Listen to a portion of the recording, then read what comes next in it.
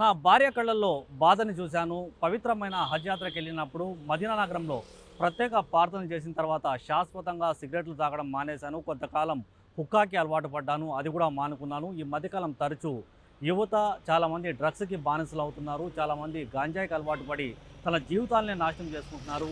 ఇలాంటి వ్యక్తులు నన్ను సంప్రదిస్తే వాళ్ళ జీవితాల్లో ఒక కొత్త వెలుగుని తీసుకొస్తాను. వాళ్ళ జీవితాల్లో జరిగిన ప్రమాదాల నుంచి బయటపడేలాగా నేను చేస్తాను. వాళ్ళ గురించి ఎటువంటి సమాచారం బయటకు చెప్పననేసి ఆల్ ఇండియా మజ్లిస్ ఇత్తిహాదుల్ ముస్లిమీన్ అధ్యక్షుడు, హైదరాబాద్ ఎంపీ అసదుర్ ఓవైసీ రాత్రి జరిగిన బహిరంగ సభలో సంచలనాత్మక ప్రకటన చేశాను. చాలామంది యువత తల్లిదండ్రులైతే ఓవైసీని సంప్రదిస్తున్నారు. మా పిల్లలైతే డ్రగ్స్‌కి, గంజాయికి అలవాటు పడుతున్నారు. వాళ్ళ జీవితాల్లో మార్పు రావట్లేదు అనేది పదే పదే ఫిర్యాదులు చేయడంతో ఓవైసీ బహిరంగంగానే ప్రకటన చేసిన పరిస్థితి.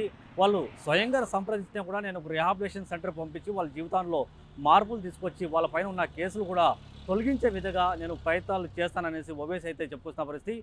రాబోయే రోజుల్లో ఎంతమంది యువత వాళ్ళ తల్లిదండ్రులు ఓవైసీని సంప్రదిస్తారు, ఎన్ని జీవితాలు మారుస్తాయో వేచి చూడాలి.